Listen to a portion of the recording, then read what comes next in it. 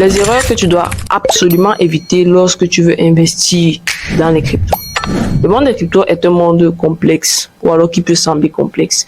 Et certaines personnes, malheureusement, s'y perdent parce que ils n'arrivent pas à avoir le bon mindset pour réussir.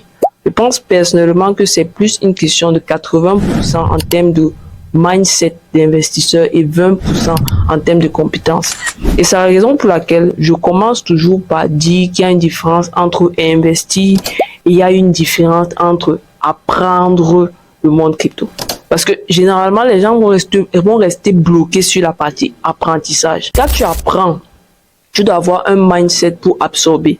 Quand tu investis, tu dois avoir un mindset pour conserver. Mais c'est quoi la différence? Vous devez comprendre que dans le monde des cryptos, il y a 3 types de mindset. Il y a les left curve, les middle curve et il y a les right curve. Et à la base, il faut que tu saches déjà quel type tu es. Mais on va te dire, mais c'est encore quoi, Karim? Ok, je vais commencer par la base. Les right curve, pour faire simple, ce sont les gens qui réfléchissent trop quand ils veulent investir. C'est-à-dire qu'ils voient une crypto. Ils veulent investir. Ils vont commencer à faire trop de réflexions comme si on était en train de vouloir faire le bac plus 5. En fait, c'est ça les right curve. Et en général, ce sont ceux qui font les pires investissements. Parce que à la base, on est dans un monde qui n'est pas réellement logique. Il y a un peu de logique qu'on essaye d'insérer à l'intérieur, mais soyons honnêtes, c'est plus émotionnel que logique. Et c'est pour ça qu'au milieu, donc, on a les middle curve. Ceux qui ne sont pas trop dans la réflexion intellectuelle avant de prendre les décisions, mais qui ne sont pas aussi trop dans le je m'en foutis, je fais comme le casino. Et eux, ils sont au milieu. Et ça, ce sont ceux, généralement, qui vont pas réellement perdre de l'argent sur le marché, qui vont à peu près réussir, mais qui ne vont pas exploiter leur plein potentiel en tant qu'investisseurs.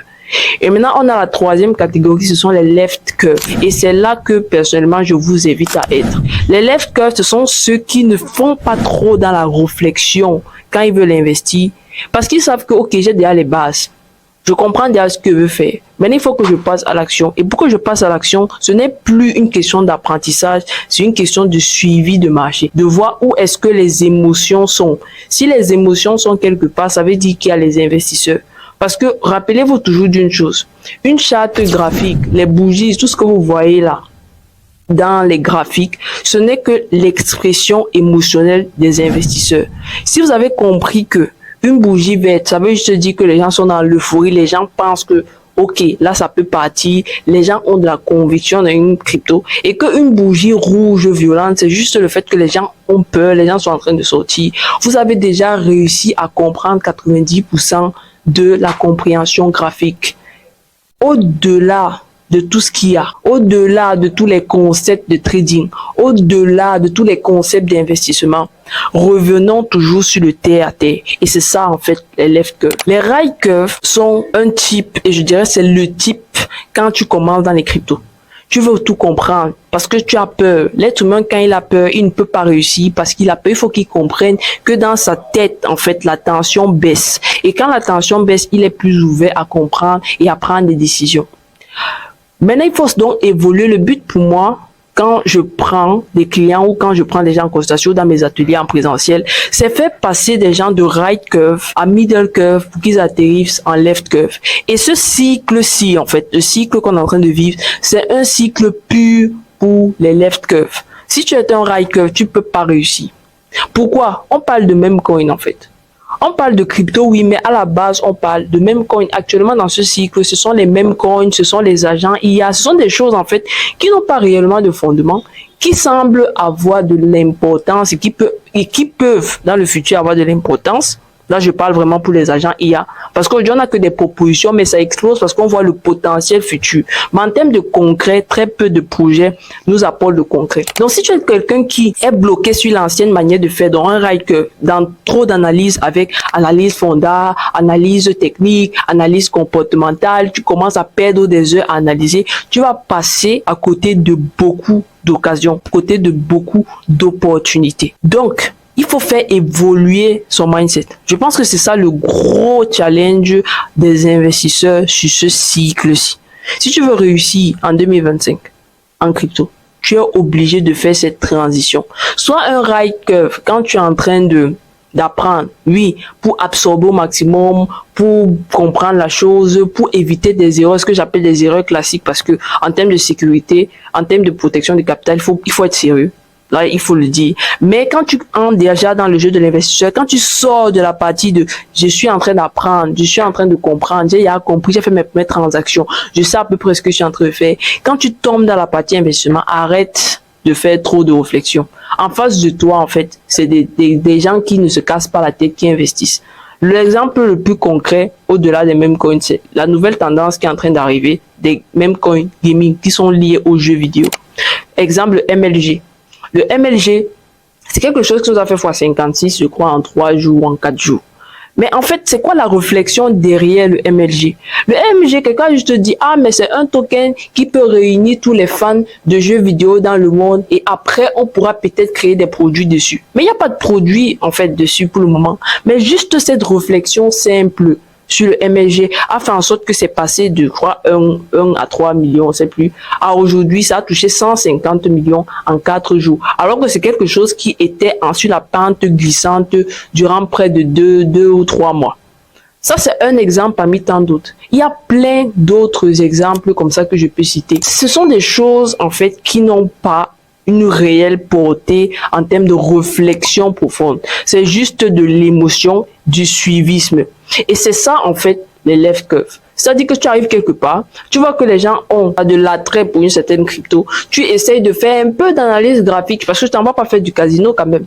Fais un peu d'analyse graphique pour voir est-ce que je suis dans une bonne zone d'achat, est-ce que je suis dans une bonne zone de vente, et même là, avec un simple Fibonacci, tu peux voir si tu es dans une zone de survente ou sur une zone de surachat. Tu rentres si tu vois qu'il y a de l'engouement, et après tu regardes la chose. Maintenant, ne rentre pas comme un golemon en disant que tu vas mettre tout ton capital. Non, il y a la partie gestion de capital. Et c'est là que ta partie ride curve peut entrer en jeu. C'est-à-dire, ok, j'ai 1000 $. Sur cette position, je peux mettre peut-être 100 $.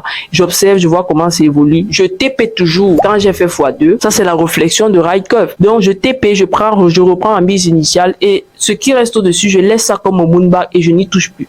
Tu as fait là comme un vrai left curve pour la partie investissement et comme un right curve pour la partie gestion de ton patrimoine. Mais il faut être dans cette disposition mentale. Il faut que ton mindset soit ouvert à ça. Si tu veux prendre les opportunités, c'est comme ça que ça se passe. Il y a des gens qui ont acheté des NFT parce qu'ils pensaient qu'ils vont avoir un airdrop. Ils ont fait quoi? Ils ont juste acheté ça. En fait, je pense qu'il va y avoir un airdrop de ce projet. Si j'achète ce NFT, en fait, c'est une possibilité. Mais ils ont enlevé toute la partie. Bon, si ça ne se passe pas, ouais, non. C'est si ça arrive, qu'est-ce que je gagne? Du coup, j'achète. Donc, dans la prise de décision, pour devenir quelqu'un qui réussit ou encore même qui est efficace en termes d'investissement crypto, je recommande personnellement que tu sois un left curve dans ta partie décisionnelle et que tu sois juste un right curve dans ta partie gestion. Mais, je dirais que soit à 70% left curve et 30% dans la gestion. C'est hyper important. Parce que si tu restes juste dans le projet, s'il n'a pas de white paper, est-ce que la team est doxée, est-ce que ça n'empêche pas les cryptos de faire les x50. Ça n'empêche pas des projets de faire des x5, de se lancer aujourd'hui, de faire x5 dans la nuit ou de faire x10 dans la nuit parce qu'il n'y a pas de white paper. Non, ça c'était avant.